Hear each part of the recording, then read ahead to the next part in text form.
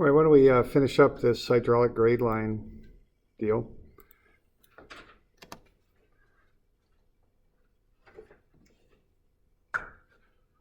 All right, so we're just kind of walking through, and at every location here, we're going to find the energy state. That's page 99, I think that's kind of where we're at. Now, there's a couple ways you can do these.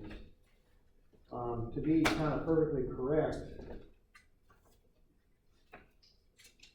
we like to include velocity head because, you know, it is part of the energy. But it is a little bit difficult to calculate.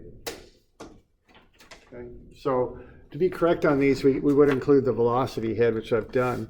Okay, and so what we're doing here is we're finding the total energy of the water as it moves through the pipe. Now, this velocity head would apply everywhere in the pipe, as long as the pipe is the same size, which we would assume it is. You know, and as long as the flow rate is the same, the velocity will be the same, 5.73 feet per second. If you square that and divide it by gravity, you get half a foot of velocity head. All right. So given that, here's how you would find the hydraulic grade line there. You would just kind of add the three things together that give the water energy. And the three things are elevation. And the term for this, I think, comes from like steam engines. It's called head. It means energy is the term for it. So we got 150 feet of elevation head. The pressure head, we've got 20 psi. And then we go 2.31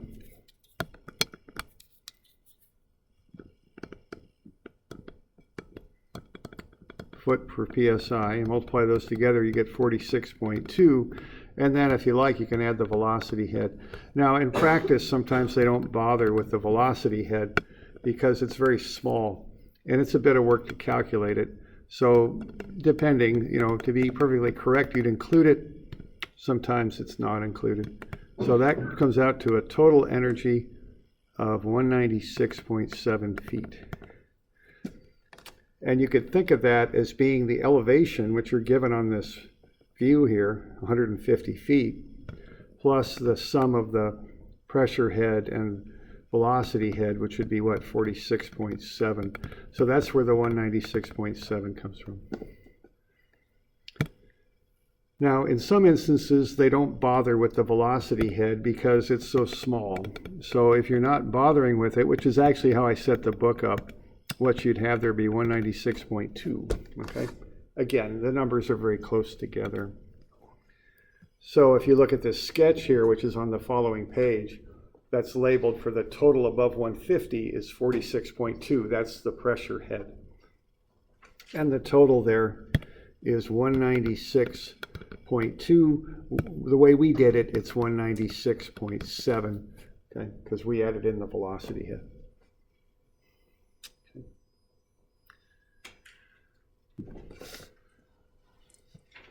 Now, once we've calculated the velocity head, it's 0.5, and it'll be that way at every location.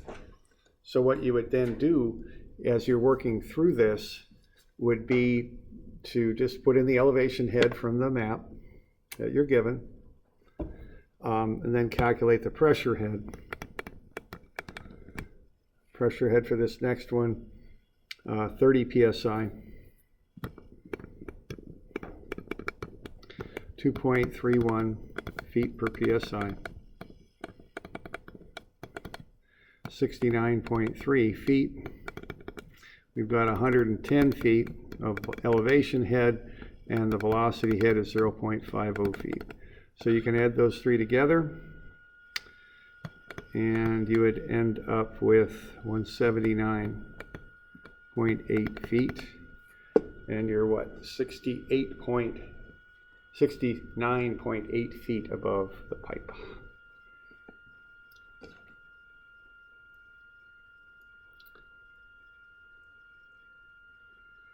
Okay. So that's the total energy in feet at point B. Okay, right there. So again, I've labeled it 69.3 in your book. It's actually, in the way we're doing it right now, we could call it 69.8. This I called 46.7. So we just have that 0.5 feet difference for the velocity head. That's all that's going on there.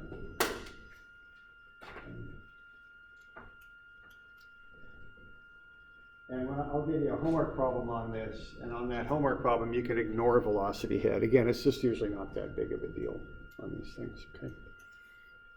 All right, so why don't you calculate the other two? Okay, so we got two more to go, so why don't you find the energy at C and at D? Just add those things up.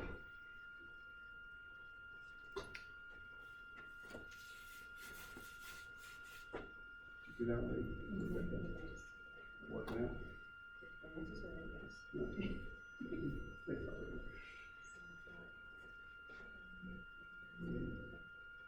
Yeah, okay. Yeah, what's going on, you're kind of going down into that dip, so the pressure goes up, then the pipe comes up, so the pressure drops.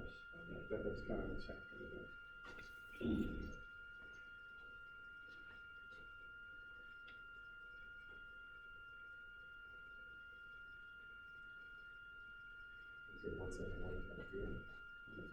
Okay.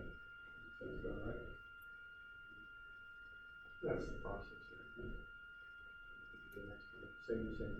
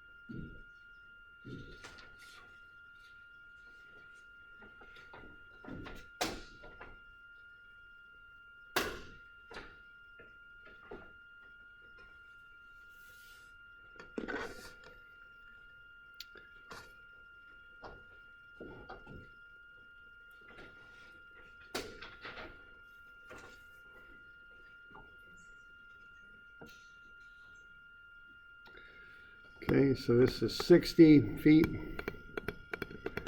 The velocity head then is 0.5.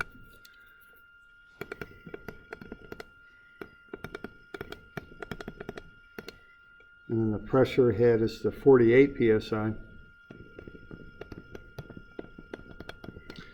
Now what's going on there, the pressure is going up because you're going down on a dip there. The water's dropping, so you lose elevation, so that what happens is the pressure goes up. That's how those relationships work. Okay, so when we add all that up, I'll get 171.4 feet total. I think anyway, is that right? Yeah. Okay. And then the last one is similar.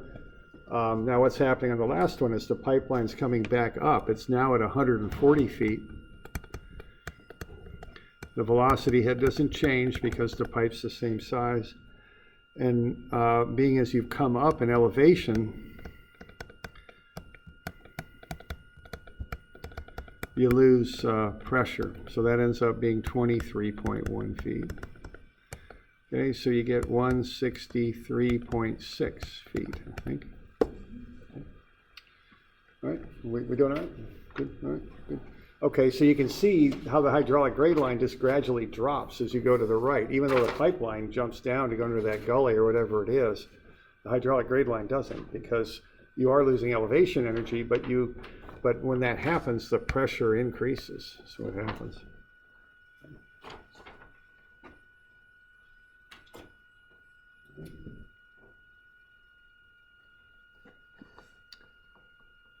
We doing all right with that?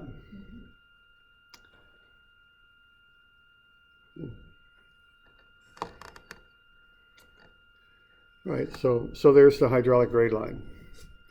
And again, as I've said before, you might have a slight difference here if you include the velocity head, but it's not usually that big of a deal, okay? It's not usually very large when compared to the other types, okay? So here's the hydraulic grade line from this, I think it's a storm drain line.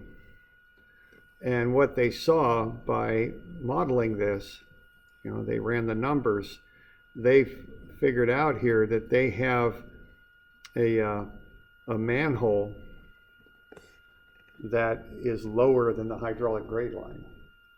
And that's right here. The ground, see, the manholes are built flush on the ground. You got those steel lids on them that fit into the street. But if the hydraulic grade line is above that lid, that means that water's going to flow out of the manhole. And that's yeah. Now, hopefully not quite that dramatically, but that's what's going to happen. So that's why they're doing this. They're trying to predict, hey, what's going to happen here, And so they're going to want to try and take some of the energy out of the water before it hits that manhole. Is what they're going to want to do. Okay. All right. Now, what we're doing here, there's a fancy name for it. Bernoulli's equation is the name for this. All right, and that's on page 101.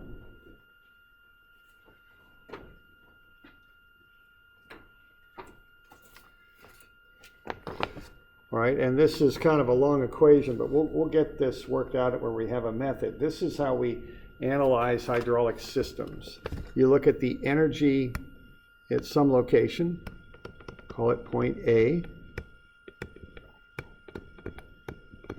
And as we've just gone over, the energy is the sum of three things: elevation head, pressure head, and velocity head. Then you look at the head loss from A to B. That's the energy change. It's loss of energy because you have friction as the water flows from one point to another. We will have head loss, and that should equal the energy at B. Okay, so if you have a situation like this where you've got point A and you've got the water flowing down here to point B, by using this equation, you can figure out what's going to happen with that water, what the pressure might be, or that sort of thing. Okay, and it's very similar to what we were just doing with this hydraulic grade line, but it's got a little bit fancier name. It's called Bernoulli's equation. The reason for that is there was a Renaissance scientist, Italian, named Bernoulli. Okay, actually, I think there was a whole family of Bernoullis, and they were all pretty good at science and this sort of thing. And he came up with this equation that we use in hydraulics. Okay, so why don't we have a look at an example of this on page 102.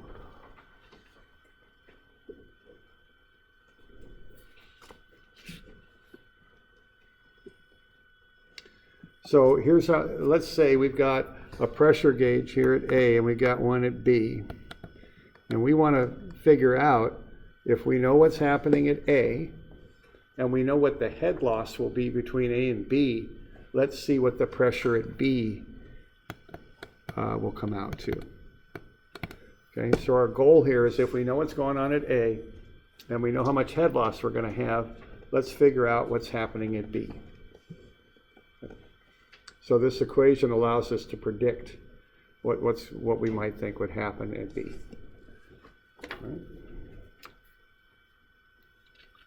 All right, so we'll start here, we're on page 102, by finding the energy at A. And we already did this last time. Okay. So what do we got? So we got 200 feet of elevation. And then how much, then find the pressure next.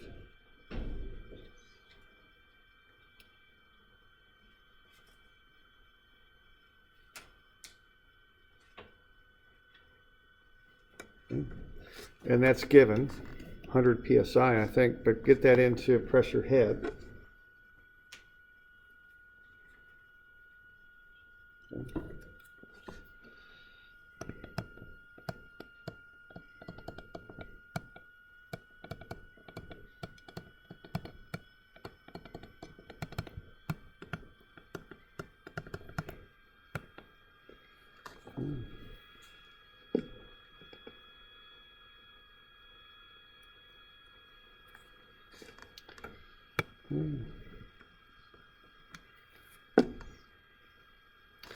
And then we've got the velocity.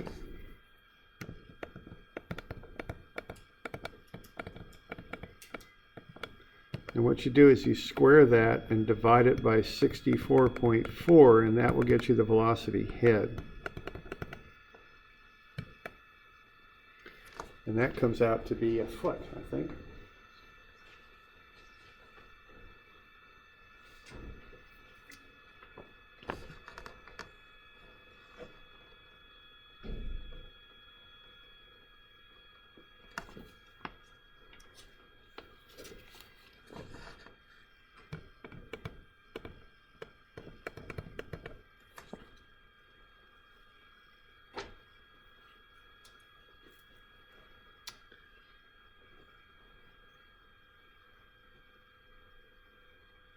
So I got a total energy there of 432 feet. Is that good? All right, okay. Now I think of this kind of like when I analyze energy in water, I think of it like money in bank accounts. I got 3 different bank accounts, $200, $231, and 1. So I got 432 bucks, okay? And I think of this as being like 432 feet of energy. I kind of think of it in terms of accounting. That's what I've got to spend, so to speak. All right. Okay, now the next thing that's going to happen here is I'm going to have some head loss, because when I push this water through that pipe from A to B, I'm given that I've got 20 feet of head loss. Now later on we'll figure out how to calculate this, but for now it'll be a given. Okay, so we got 20 feet of head loss from A to B. So we got 432, and we take 20 away. So that's going to leave us with 412 feet of energy. That's what we've got at B. That's how much is left over after we use 20 up.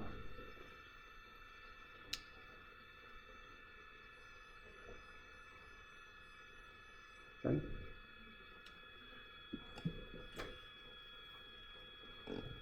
All right, now that's 412 is what it is, okay? Now that's going to be spread out between the different forms of energy at B. Okay. Now what's going on at B, if you look at the sketch, is the pipe at B is 120 feet high. See, it was 200 feet high at A, but it's dropped. Now it's 120 feet high. So the elevation head is 120 feet. Okay.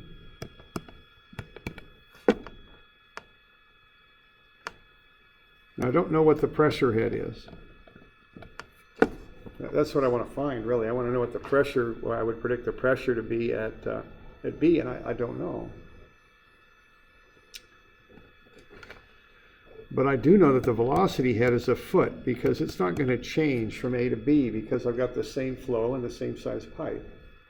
So the velocity will be the same, so the velocity head is the same.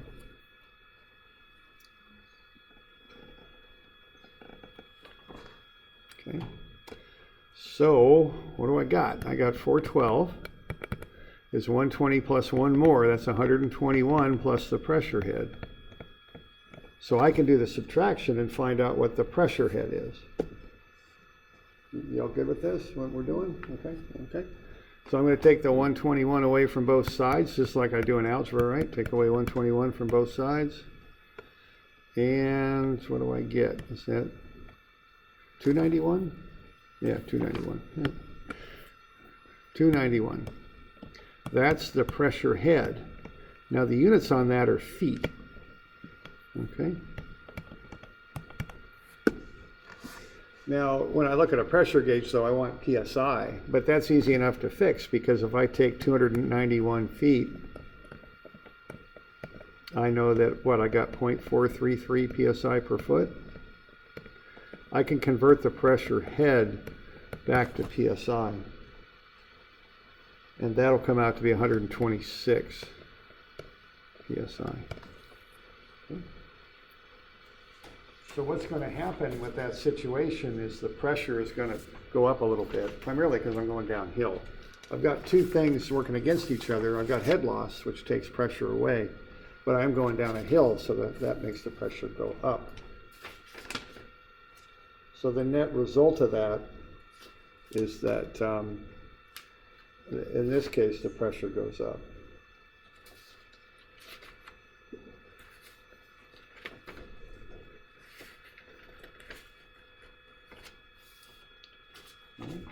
So this is the basics for hydraulic analysis of how you analyze systems. It's an energy analysis. Okay.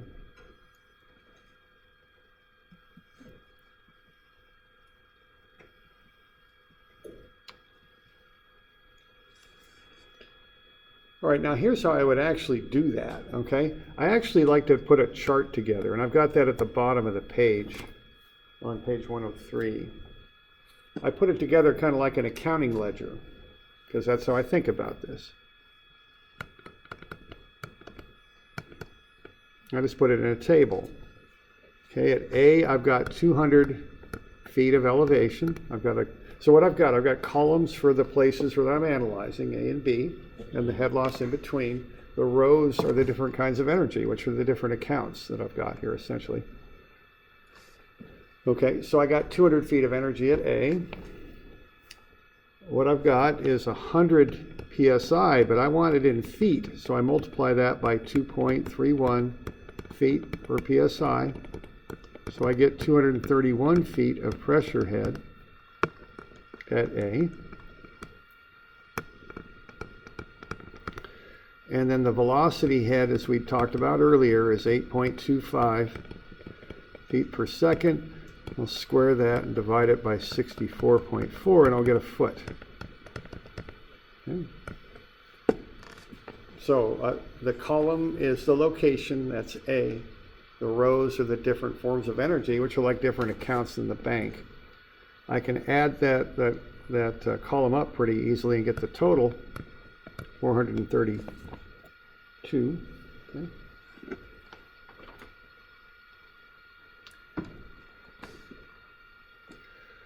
Okay. Now I've got 20 feet of head loss, so I'll take that away. So over here, after the total for B, I know what the total for B is now. It's 412.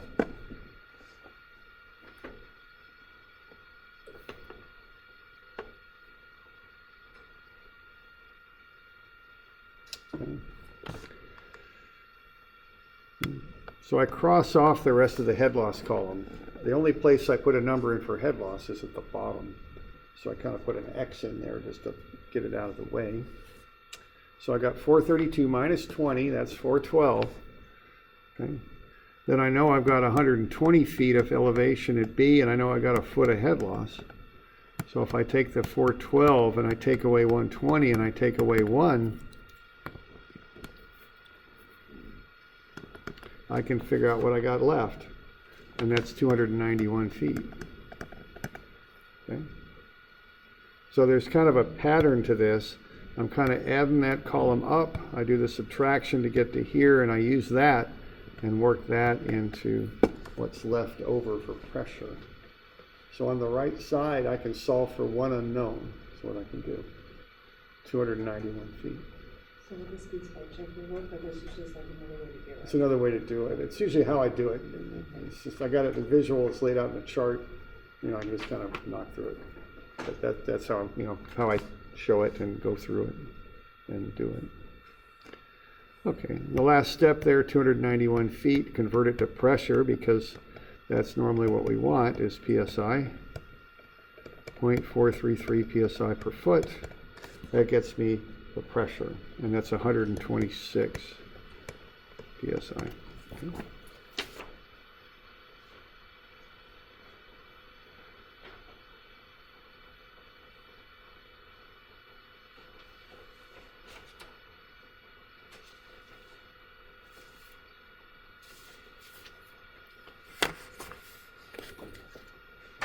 So this is the method that I like to use on these things. So, you got any questions on that? All right. So I just build a table like that. I just fill in the stuff on the table. That's what I do. Okay, here's another one. How about the next page? Why don't you see if you can do this one on page 104. What we've got is an open reservoir that feeds down a pipe to a fire hydrant. And I'd like to find out what the pressure is in the fire hydrant.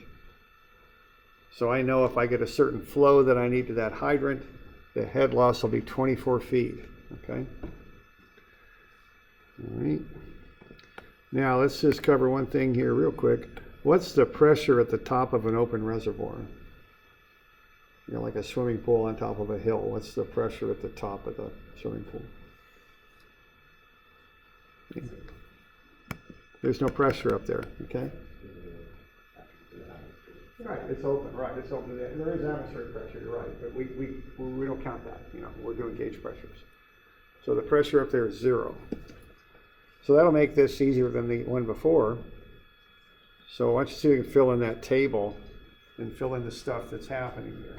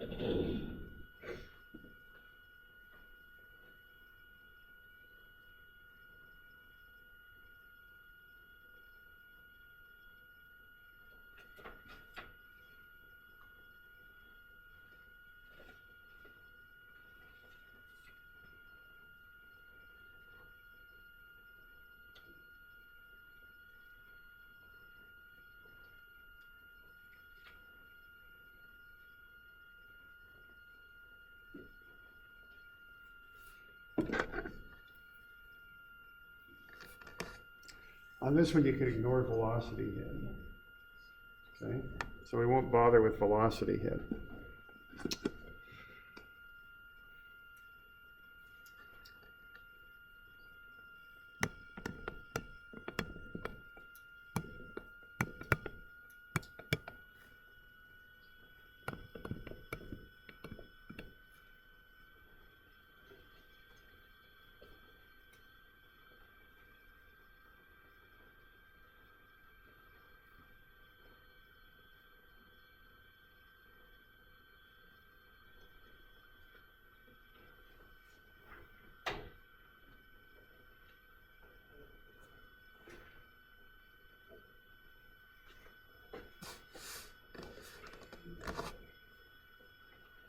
So you got 47 up top, and 24, 473 left over. Yeah, okay. And then you got that 473 to work with. Then you're going to take away the 24. So you get 473. Now the elevation head up here is 401, is that right? So what's left over? What's going to go into pressure? If the total's 473, and well, we want to first figure out what the pressure head is. Okay? And the total energy is 473, and 401 is being used for elevation. So the difference is 72. That's feet. So that's how much energy is left over.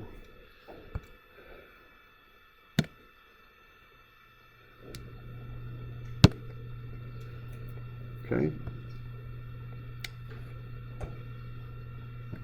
So we got 72 feet of energy.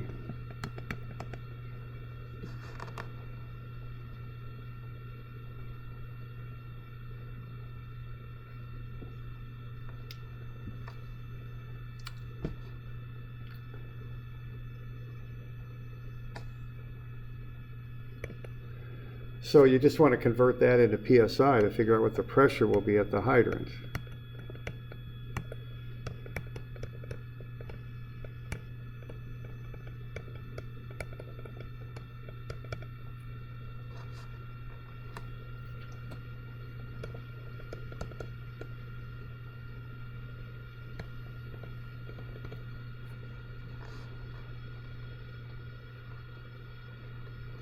So when you convert the 72 feet to PSI, it's 31.2. Okay.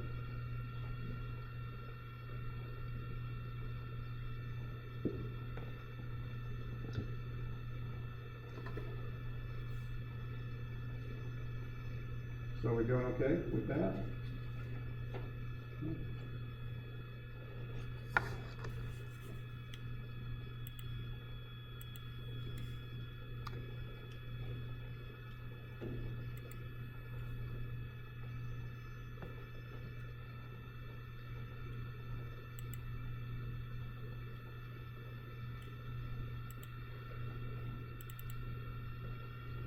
Why don't we make one up here and do it?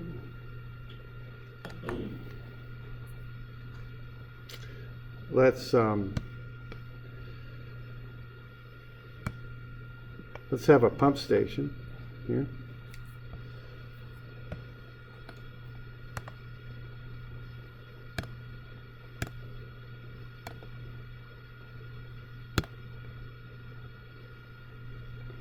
And let's say we're going to have a line that we're going to run out of the pump station up to a house up here. And let's put the pump station at 250 feet elevation. And let's say the pump station it gets us a pressure of 80 psi. And let's put the house up here at let's see, 400 feet. What's the pressure at the house? And let's say that the velocity head will assume is 0. Okay. So we've got a pump station here at 250 feet elevation. 80 psi. It was developed at the pump station.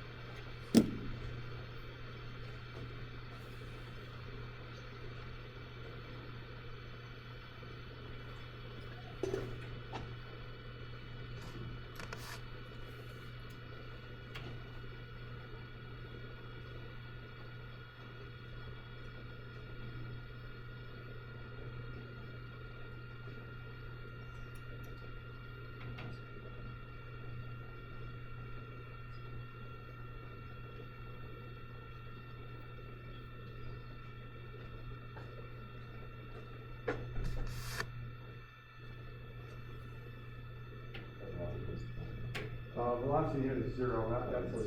My pen's really thick. That's just means approximately equal to 0. We'll just say equals 0.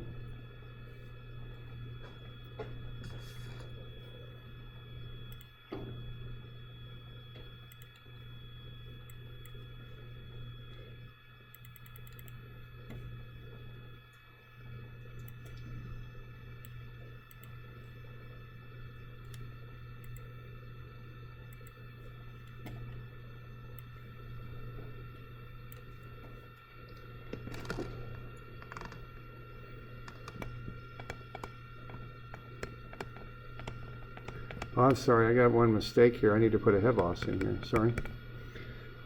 Let's go head loss of 30 feet. Sorry about that.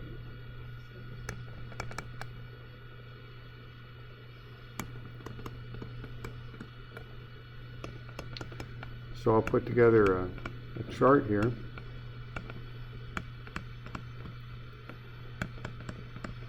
then I'll try and fill it in. Okay. So let's go 30 feet for the head loss.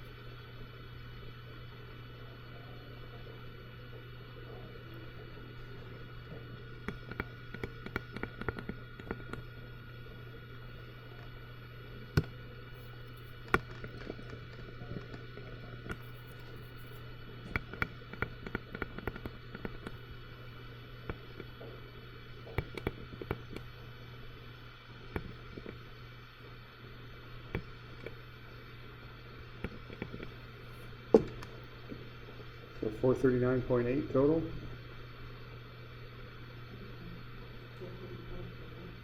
I think you're right. Yeah, I busted 434.8. You're right. Okay. Doing okay with that? Good. Then we take away 30, so we get 404.8. No velocity head. So what we got is we got a total here of 404.8. We got to use up 400 for elevation, so we end up with 4.8 feet of pressure head.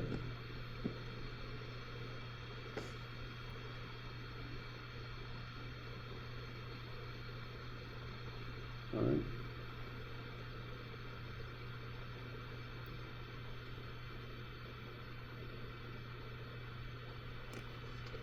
And then the last thing to do to get the pressure would be to convert that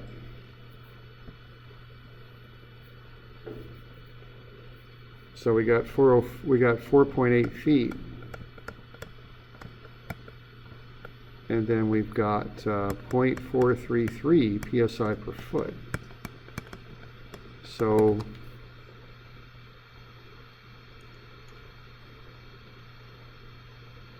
we got about 2 psi, okay? So if this is a real world situation, we're probably gonna have a little bit of a problem there because we're not gonna have much pressure. So I got 2.08 psi when I did that. That's probably not quite enough, you know, to run a house off of. Yeah, I think we're. So we're either gonna have to decrease the head loss or get a bigger pump or do something in a practical sense on that situation.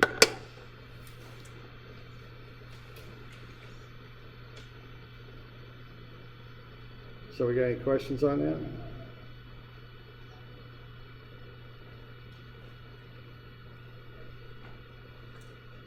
Okay. All right. So that's just the method for figuring this stuff out. And we'll run through a few more of these, you know, probably Monday. We'll go through that test review first on Monday, of course. Okay. All right. So we'll call it good.